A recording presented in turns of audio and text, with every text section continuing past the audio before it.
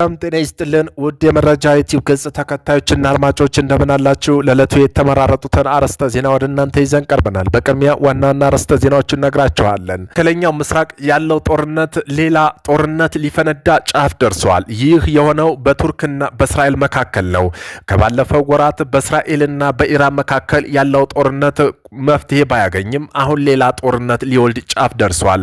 በእስራኤልና በቱርክ መካከል ያለው ጦርነት ሌላ እንቅስቃሴ ጀምሯል። ሁለቱም ዛቻ እያሰሙ ነው። ቱርክ እስራኤልን ሊያካትት የሚችል ግጭት እየተዘጋጀች ሊሆን እንደሚችል የሚገልጹ ሪፖርትና ክሶች እየተሰራጩ ነው። የቱርክ ወታደራዊ መሳሪያዎች ወደ ሶሪያ ድንበር አቅራቢያ እየተጓዙ ይገኛሉ። እነዚህ ዝግጅቶች ከቀጠሉ ሰላም የራቀው መካከለኛ ምስራቅ ወደ ለየለት ጦርነት ሊያመራም እንደሚችል ይጠበቃል። የወታደራዊ መሳሪያዎች እንቅስቃሴ ቱርክ አቋሟን እያጠናከረችና እያዘጋጀች ሊሆን ይችላል የሚለው ግምት እያባባሰው ይገኛል። እስራኤል ላይ ቱርክ ጥቃት ልትከፍት ትችላለች። ይህም ዓለምን ወደ ሁለት ጎራ ከፍሎ የግጭት ምንጭ እንዳይሆን ዓለም አቀፋዊ ተንታኞች ይገልጻሉ። እስራኤል በርካታ ሀገራት እያቀፈ የዓለም አቀፋዊ ሰፊ ጦርነት ሊፈጥር እንደሚችል ይጠቁማሉ። እነዚህ ፍርሃቶች እውን መሆን አለመሆናቸውንም አሁንም ድረስ እርግጥ አስቸጋሪ አድርጎታል። እየጨመረ የመጣው በቱርክና እስራኤል መካከል እንቅስቃሴ ዓለምን እጅግ አስፈርቶታል። የሁለቱ ሀገራት ወታደራዊ እንቅስቃሴ እና እየጨመረ የሚሄድ ከሆነ ውጥረቶቹ መባባሳቸው ከቀጠሉ መላው መካከለኛ ምስራቅ እንደገና ወደ ግጭት ሊከት እንደሚችል ይጠቁማሉ። በቱርክና በእስራኤል መካከል የተነሳው ፍንጭ የሚቀጥል ከሆነ አሜሪካው ፕሬዝዳንት ትራምፕ እጅግ ፈታኝ እንደሚሆንባቸው ይጠበቃል።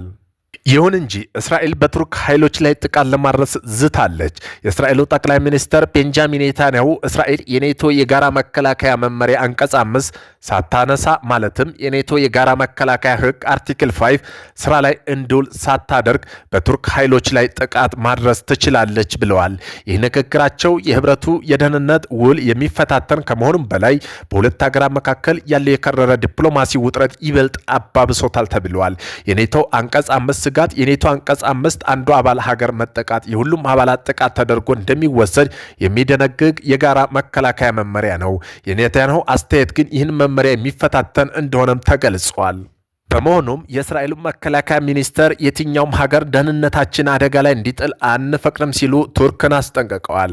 ሚኒስትሩ አክለውም ቱርክ የእስራኤል የደህንነት አደጋ ላይ የሚጥሉ ተግባራት ለመፈጸም ያላትን ፍላጎት የሚያሳይ መረጃ በመገኘቱ የእስራኤል ጦር በሱሪያ የሚገኘውን የአቡ አል ዱሆር ወታደራዊ አየር ማረፊያ ላይ ኢላማ በማድረግ እርምጃ ወስደናል ብለዋል። ይህም በቱርክና እስራኤል መካከል የሚደረግ የቃላት ጦርነት ሁለቱን ሀገራት ወደ ለየለት ጦርነት ሊያስገባቸው ይሆን የሚለው ስጋት ዓለም ላይ ሌላ ስጋት ፈጥረዋል። የቱርክ መንግስት ጠቅላይ ሚኒስትር ቤንጃሚን ኔታንያሁ የጣለባቸውን ፈተና ለመቀበል ወደ ኋላ ብለዋል። ኔታንያሁ ቀደም ሲል እንደ ማስጠንቀቂያ በሰጠው መሰረት በሶሪያ የሚገኘው የአየር ማረፊያ መሰረት ላይ ጥቃት ተፈጽሟል። ይህ ጥቃት የቱርክ መንግስት የጦር መኮንኖችና የጦር መሳሪያዎች ወደ ደቡብ ሶሪያ በእስራኤል ድንበር አቅራቢያ ማሰማራቱን ተከትሎ የተፈጸመ ነው ተብሏል። ሆኖም ኤርዶጋን በኢራን ላይ በተካሄደው የእስራኤል ወታደራዊ ዘመቻ ምክንያት ኔታንያሁ በተደጋጋሚ ሲያስጠነቅቁ ቆይተዋል። የቱርክ ፕሬዝዳንት ጽህፈት ቤት እንዲህ ብለዋል። ቱርክ ከእስራኤል ባዘጋጀው ወጥመድ ውስጥ አትወርቅም። በክልላቸው ሰላምና መረጋጋት ለማደናቀፍ ዓላማ ካላቸው እንደ ኔታንያሁ ያሉ ሰዎች ወጥመድ ውስጥ ላለመውደቅ በቂ ልምድ አለን። ነገር ግን እነዚህ ጥያቄዎች ይነሳሉ። ቱርክ ተጨማሪ ወታደር ማሰማራቷን ታቆማለች ወይስ ትቀጥላለች? ማሰማራቷን ከቀጠለች ኔታንያሁ በሶሪያ ላይ ጥቃት ከቀጠለ ቱርክ ላይ ወጥመድ እስከ መቼ ልትሸሽ ትችላለች?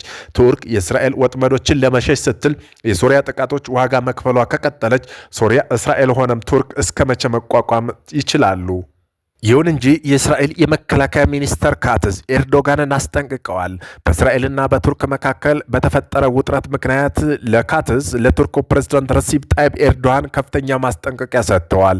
እስራኤል ማንኛውም አካል ደህንነቱ አደጋ ላይ እንዲጥል እንደማትፈቅድና ኤርዶጋን የእስራኤል ቁርጠኛ እንዳይፈታን አሳስበዋል።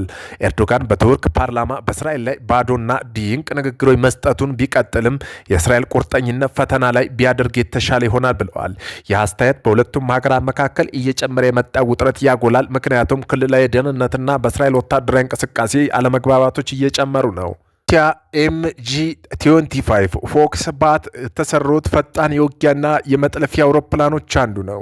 የሶቪየት ህብረት በተቀዝቃዛው ጦርነት ዘመቻ ያዘጋጀው ሚግ 25 ፎክስ ባት በዓለም ላይ ከተሰሩት በጣም ፈጣን የውጊያና የጠላት አውሮፕላኖች መጥለፊያ ኢንተርሴፕት አውሮፕላኖች መካከል ይገኛል። ሁለቱም ሞተሮች ያሉት የአውሮፕላን በዋናነት በከፍተኛ ከፍታ በከፍተኛ ፍጥነት የሚበሩ የስለላ አውሮፕላኖች ቦምብ ጣይ አውሮፕላኖች ለመጥለፍ ተነደፈ። ፍጥነቱ ሚግ 25 በተወሰነ ሁኔታ ወደ ማርች 3 ሊደርስ ይችላል። አንዳንድ ሪፖርቶች እስከ ማርች 3.2 የሚደርስ በከፍተኛ ፍጥነት ይጠቅሳሉ። ይህም በግምት 3500 ኪሎ ሜትር በላይ ማለት ነው።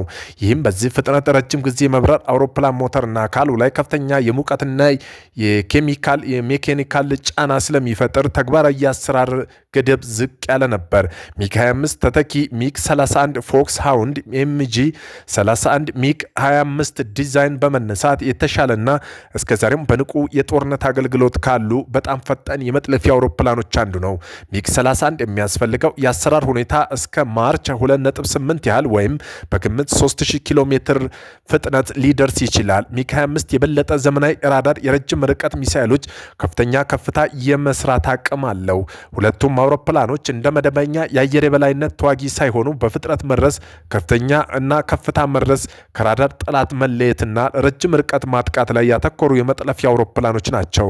ከተመረቁ ከብዙ 10 ዓመታት በኋላም ሚግ 25 እና ሚግ 31 እጅግ ከፍተኛ ፍጥነትና የመጥለፊያ አቅም ለማሳካት በተደረገው የሶቪየት አውሮፕላን ምህንድስና የሚያሳየው ታላቅ ምሳሌ ሆነው ቀጥለዋል።